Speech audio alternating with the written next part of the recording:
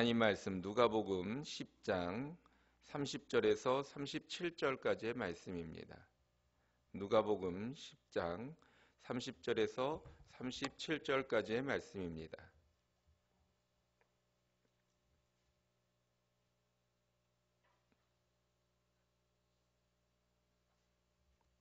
누가복음 10장 30절에서 37절까지의 말씀 다 같이 함께 봉독하도록 하겠습니다.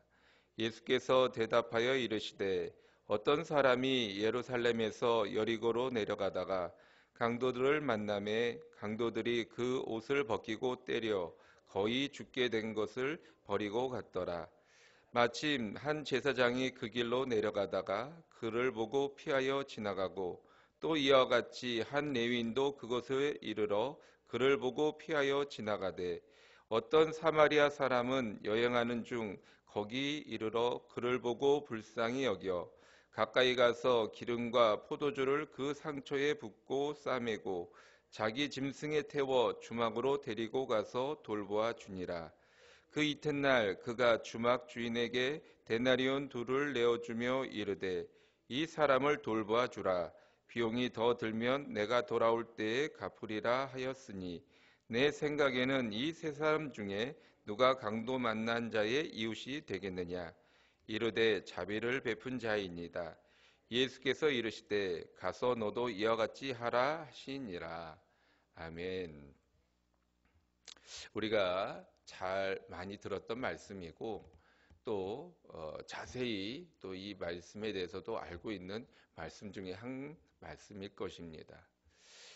우리는 그래서 사마리아 사람에 대해서는 굉장한 호감을 가지고 있고 제사장이나 레위인에 대해서는 우리가 알 수 없지만 반감을 갖고 있는 것이 또 이 본문의 말씀에 의거하기 때문입니다.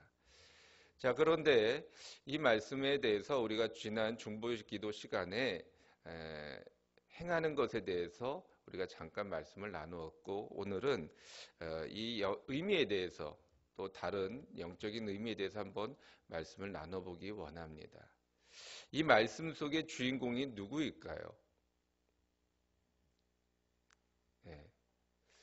뭐 다 알고 계시겠지만 또 선뜻 말을 입 밖으로도 내보기에는 맞는 것 같기도 하고 틀린 것 같기도 하고 한 번도 생각해 본 적이 없다라고 하는 그런 표정으로 계신 것 같습니다. 이 말씀 속에 주인공은 물론 생각하는 것에 따라서 달라질 수도 있을 것입니다. 사마리아 사람일 수도 있고 또 어떤 이제 율법 학자, 이 앞부분에 이제 질문을 던졌던 율법 학자가 또 주인공이 될 수도 있을 것입니다. 그런데 이 말씀 속에서 저는 이 강도 만난 사람이 주인공이 아닌가 한번 생각해 보았습니다. 왜냐하면 이 말씀, 이 36절 말씀에 내 생각에는 이 세 사람 중에 누가 강도 만난 사람이 이웃이 되겠느냐라고 예수님이 물어보셨습니다. 그 왜 이런 말이 나오셨는가 보면 누가 내 이웃입니까? 라고 묻는 그 질문에 대한 대답으로 율법학자가 누가 내 이웃입니까? 라고 물을 때 그거에 대한 답변으로 예수님이 이 예화의 말씀을 들어주신 것입니다. 그리고 마지막에 누가 강도 만난 사람이 이웃이 되겠느냐라고 다시 물어보신 것입니다. 그래서 이 말씀, 이 질문과 답에 근거해 본다면 이 말씀 속의 이야기의 주인공은 강도 만난 사람이 아닐까라는 생각을 해보게 됩니다. 우리 주변에는 강도 만난 사람이 참 많이 있습니다. 물질적인 강도를 만난 사람, 건강의 강도를 만난 사람, 또는 가정이나 또는 환경의 강도를 만난 사람이 여러 명 있을 것입니다.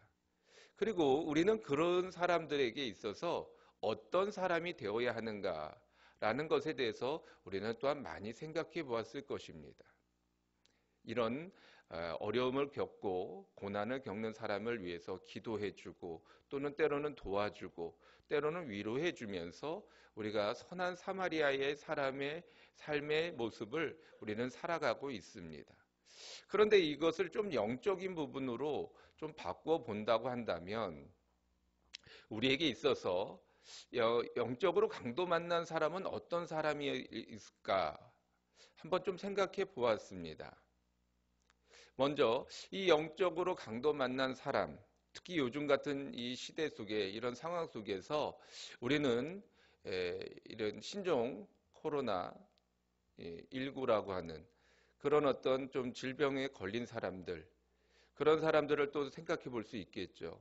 그 육적으로 또는 심적으로 요즘 특히 이제 분위기가 이러니까 또한 심적으로도 아마 강도 만난 사람이 아닐까라고 생각을 해봅니다.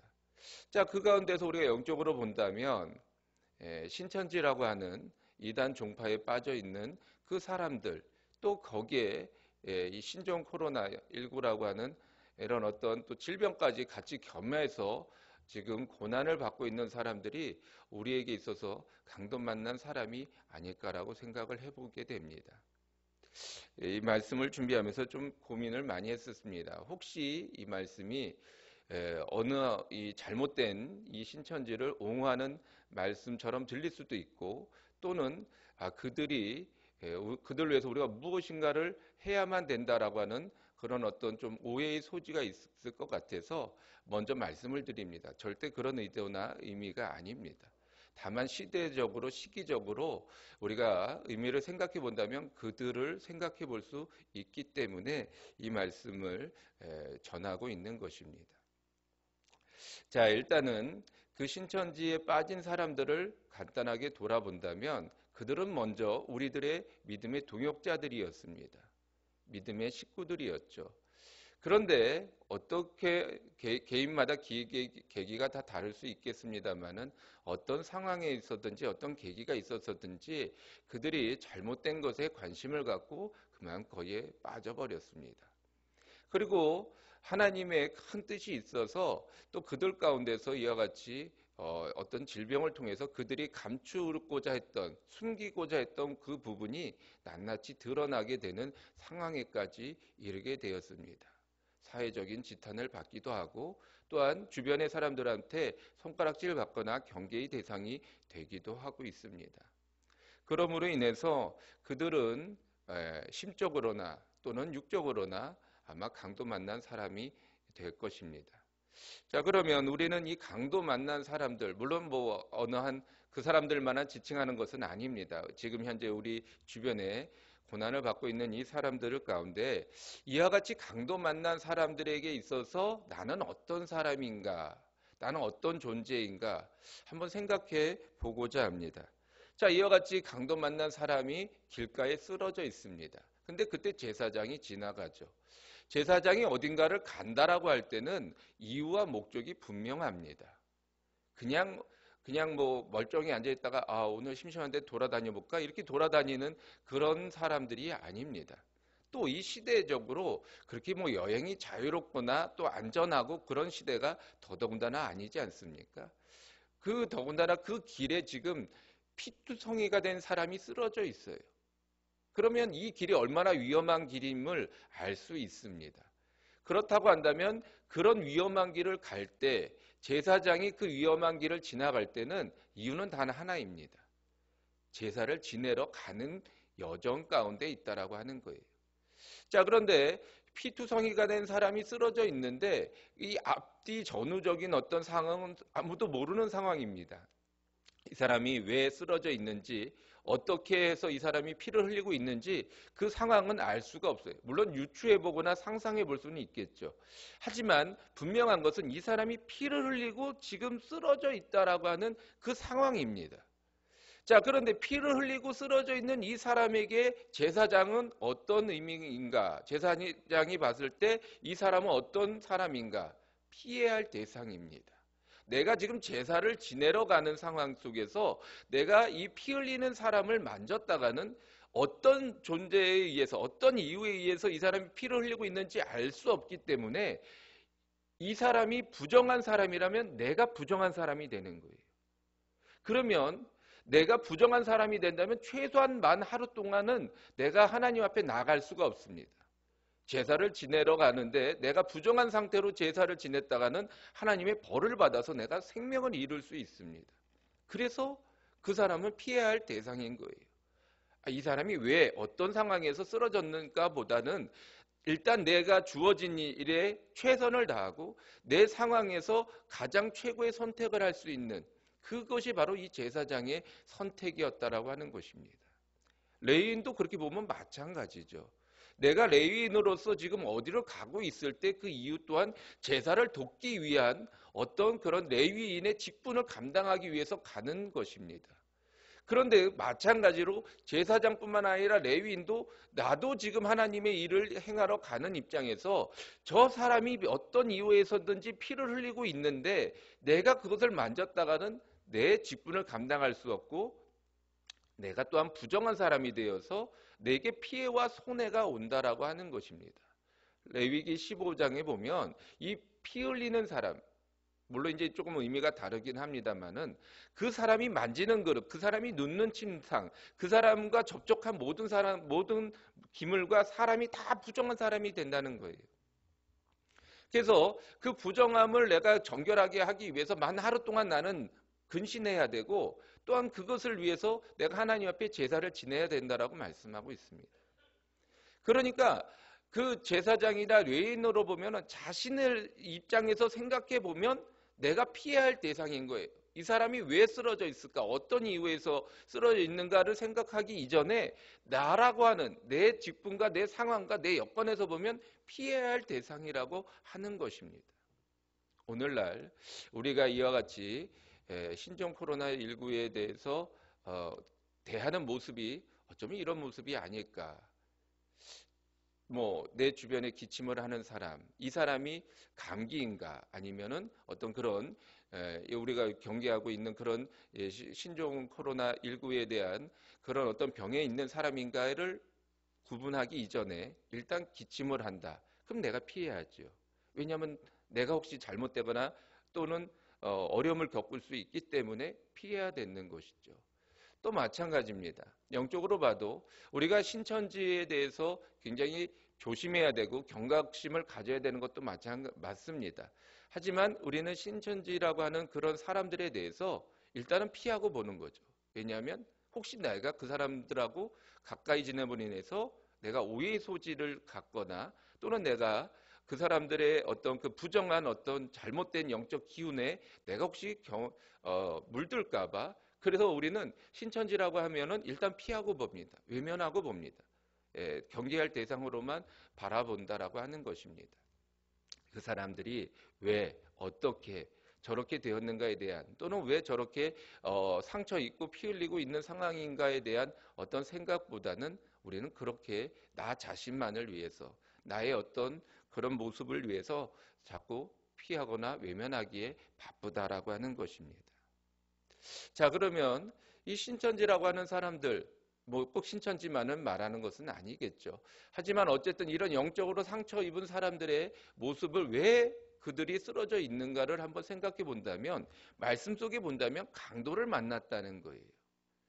강도를 만났다. 강도를 만났다는 것은 자기의 잘못이 아닙니다. 이 길에 지금 제사장도 지나고 레위인도 지나고 사마리아 사람도 지나가는 그저 평범한 길이라는 거예요. 그 평범한 길에 나도 그냥 어떤 이유와 목적을 가지고 지나가고 있었는데 말 그대로 운이 나빠서 그냥 그 강도의 타겟이 돼버린 거예요. 만약에 내가 조금 늦게 갔다 그러면 다른 사람이 강도의 타겟이 됐겠죠. 그런데 그만 내가 지나가는 그 순간에 강도의 타겟이 되어서 내가 가지고 있는 모든 것을 다 빼앗겨 버렸습니다. 그래서 나는 그만 거반 두들겨 맞고 죽게 되어 있는 그런 상황에 이르게 되었다라고 하는 거죠. 그런데 사람이 누군가 지나가요. 인기적이 나는데 이제 나 좀 살려주세요. 나 좀 도와주세요라고 이야기하는데 그냥 스쳐 지나갑니다. 아마 머뭇거렸겠죠. 사람이네. 어떡하지? 어떡하지? 아마 뭐 이런 얘기들도 들렸겠죠. 나 좀 더 사람의 인기척을 보고 더 도와주세요. 더 살려주세요. 아마 그가 있는 힘을 다해서 아마 소리를 쳤을 것입니다. 그런데 그만 다시 걸어가요. 못 본 척하고 지나갑니다. 두 번째 사람이 또 옵니다. 이제는 좀 내가 살 수 있겠지. 앞에 사람과는 다르겠지.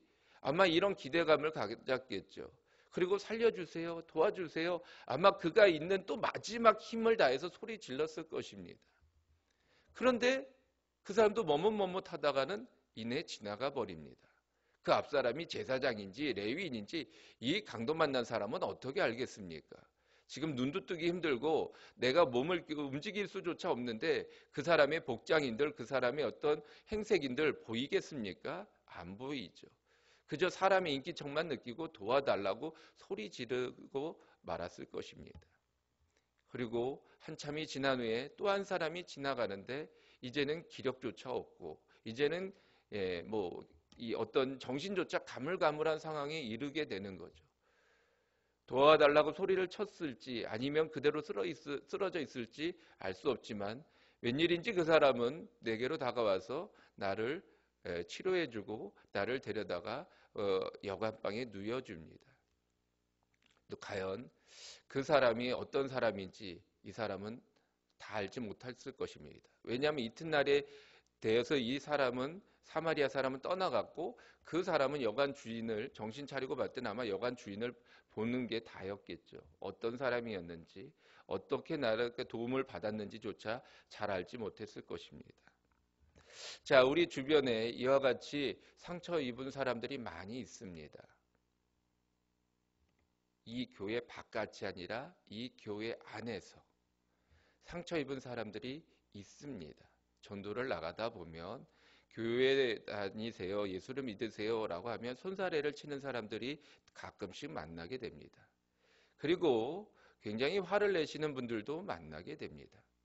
또는 내가 예수는 믿지만 교회는 안 나갑니다 라고 하는 이상한 궤변을 늘어놓으시는 분들도 만나게 됩니다.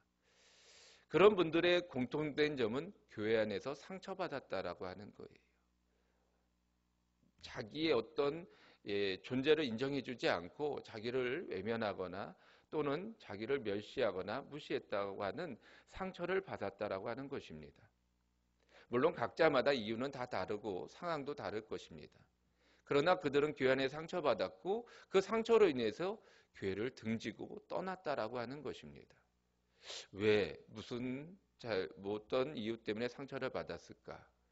자, 그런 사람들 중에서 이단의 유혹에 빠져서 그만 그렇게 빠진 사람들이 신천지에만 20만 명이 됩니다. 하나님의 교회도 10만이 넘는다고 하죠. 그 외에 다른 중소적인 이단의 어떤 사람들을 계산해 본다면 결단코 적지 않은 숫자입니다. 정확한 숫자를 낼 수는 없겠지만 100만이다, 200만이다라고 하는 얘기가 있습니다. 그러면 100만이라고 쳐도 우리가 1000만의 그리스도인이 있다고 판단할 때 10분의 1입니다. 그 사람들이 상처 입은 사람들이고 상처 입은 사람들 중에서 이단에 빠진 사람들이죠. 그렇게 본다고 한다면 상처 입은 사람들만은 훨씬 더 많을 것입니다. 그런데 왜 이렇게 수많은 사람들이 교회 안에서 상처를 받았을까요? 저는 그 말이 잘 이해가 되지 않았습니다. 왜냐하면 제가 만나는 분들은 다 예의 바르신 분들이에요. 너무나도 착하신 분들이에요. 너무나도 믿음 좋고 세상적으로 봐서도 절대 흠이 되는 그런 분들이 아닙니다. 그렇기 때문에 왜 상처를 받았을까? 왜 뭐 때문에 그들이 상처받고 교회를 등지게 되었을까? 고민을 해봤습니다. 혹시 그들이 너무 부족함이 있거나 너무 모가난 부분이 있거나 아니면 그들 자체가 이미 상처로서 똘똘 뭉쳐 있어서 그런 것은 아닐까, 그들의 문제가 아닐까라는 생각도 해보았습니다. 그런데 분명한 것은 그들이 적어도 상처 입은 사람이 교회에 들어와서 위로를 받고 힘을 얻어야 되는데 그렇지 못했다라고 하는 거예요. 그런 모습이 어디서 왜 나타났을까? 이 식당 가보면 이 믿음의 동역자들하고 식당에 가보면 가끔 그걸 보일 때가 있어요. 그걸 느낄 때가 있어요. 우리가 이제 식당에 갈 때면 대부분 식사 시간이니까 다들 분주하고 복잡하지 않습니까? 그런데 이렇게 여러 사람이 한꺼번에 가니까 아무래도 이제 더 복잡하겠죠. 근데 재촉하고 뭔가를 더 이렇게 요구하시는 분들, 뭔가를 더 이렇게 뭔가 더 그들이 하는 것보다 이렇게 자꾸 뭔가 이렇게 해라 저렇게 해라 요구하시는 분들이 보면 저희 교회 다니시는 분들이 많아요. 아무래도 이제 뭐 목사님 먼저 또 가운데 먼저. 근데 그분들이 일하는 게 이제 한쪽 끝에서부터 이렇게 차례대로 나오는 게 더 편안하고 수월하니까 그렇게 놓다 보면은 아니라고 가운데 놔야 된다고. 이렇게 또 하다 보면은 야자 보이지 않는 작은 실랭이가 있고 또 이제 때로는 먹지도 않는 반찬을 조금 더 추가해서 달라고 요구하기도 하고 뭐 아주 작은 것입니다만은 그런 어떤 모습들을 볼때 때로는 또 어떤 그런 크고 작은 실랑이들을 볼 때마다 굳이 안 그래도 되는데 저럴 필요까지는 없는데 라는 생각도 해보게 됩니다. 자, 우리들의 이런 모습들 분명히 나는 섬기기 위한 믿음의 발로로 인해서 뭔가 좀 더 잘 해드리고 싶은 어떤 마음 속에서 그와 같은 작은 일들을 벌이지만 그것이 보이지 않는 상처가 되기도 한다라고 하는 거예요. 우리 안에 상처 입은 사람들이 이 교회를 나가서 또는 잘못된 길로 빠져서 이단에 빠지게 되는 것입니다. 어쩌면은 그 20만이라고 하는 사람들이 우리가 알게 모르게 내보냈던 사람일 수도 있다라고 하는 것입니다. 더군다나 그들이 젊은 사람이라고 한다면 우리가 지금 있는 이 교회 안에서 상처를 많이 받고 있는 사람들이 젊은 사람들이라고 하는 거예요. 그럼 우리가 사마리아인이 되어야 한다라고 하는 것은 어떤 것을 말합니까? 어떤 사람들에게 사마리아인이 되어야 합니까? 젊은 사람, 어린 사람들에게 사마리아인이 되어야 하는 거예요. 또 사마리아인이 된다라고 하는 것은 무엇을 말합니까? 기다려주는 겁니다. 이 피 흘린 사람한테 다가가서 어떻게 이렇게 된 것입니까? 왜 이렇게 된 것입니까? 혹시 병이 있는 것 아닙니까? 혹시 당신이 잘못한 것 아닙니까? 라고 묻는다라고 하는 것은 정말 의미 없는 질문일 것입니다. 오히려 그 사람을 더 아프게 힘들게 하는 것입니다. 그 사람이 왜 저렇게 믿음이 떨어졌는가? 왜 저 사람이 지금 믿음 안에서 상처 입고 피를 흘리고 있는가? 묻지 않는 거예요. 그걸 묻는다고 해서 어떤 도움이 되겠습니까? 그저 포도주와 기름으로 그 사람의 필요를 채워주면서 기다려주는 것입니다. 그리고 할 수 있다면 그 사람이 어딘가에서 편안하게 쉴 수 있도록 내가 할 수 있는 물질적인, 내가 할 수 있는 어떤 여건적인 것을 동원해서 그 사람을 돌봐주는 것입니다. 돌봐주는 것은 일어나라고 흔들어 깨우는 게 아니에요. 너 이렇게 누워있으면 안 된다라고 재촉하는 게 아니에요. 기다리는 겁니다. 그 사람이 일어설 때까지 기다리는 것이고 그 사람이 신앙적으로 믿음적으로 회복될 때까지 잠잠히 기다려주는 거예요. 왜 젊은 사람들이 상처를 받습니까? 재촉해서 그러는 거예요. 지금 너가 이렇게 지금 세상에 빠져 살 때가 아니다. 너가 이렇게 지금 믿음의 결단을 내리지 못하고 흔들릴 때가 아니다. 재촉하는 게 아니에요. 기다려주는 겁니다. 그리고 그 사람이 무엇인가 필요로 할 때 자그마한 손을 내밀어 주는 거예요. 보이지 않는 어떤 도움을 주는 거예요. 누군지 알 수 없도록 왼손이 하는 일을 오른손이 모르도록 그 사람을 돕고서 기다려 주는 겁니다. 그와 같이 할 때 그 사람이 주님의 사랑을 깨닫는 것이고 그 사람이 주님의 사랑을 깨닫게 되면 돌아오지 말라고 해도 돌아올 것이고 떠나가라고 해도 떠나지 못하는 그런 믿음의 사람으로 온전하게 서는 것입니다. 왜 젊은 사람들이 떠났는가? 우리가 너무 지나친 나의 믿음만을 강조하고 내 믿음만을 요구하다 보니 그들이 혹시 지쳐서 떠난 것은 아닌지, 그들이 이제는 너무나도 힘들고 지친다라고 떠나가 버린 것은 아닌지 우리는 생각해 봐야 한다라고 하는 것입니다. 여러분, 우리가 믿음을 가지고 내 믿음으로 우리가 젊은 사람들을 이끌어가고 그들에게 믿음을 전하는 것도 중요하지만 때로는 그들의 방법대로 그들의 어떤 모습대로 우리가 기다려주는 것도 하나의 방법일 수 있습니다. 자칫 잘못하면, 물론 이거는 흔한 케이스가 아니고 아주 특별한 케이스입니다만 자칫 잘못하면 오히려 우리가 그들을 잘못된 길로 더 인도하고 밀어버리는 상황이 될 수도 있다라고 하는 것입니다.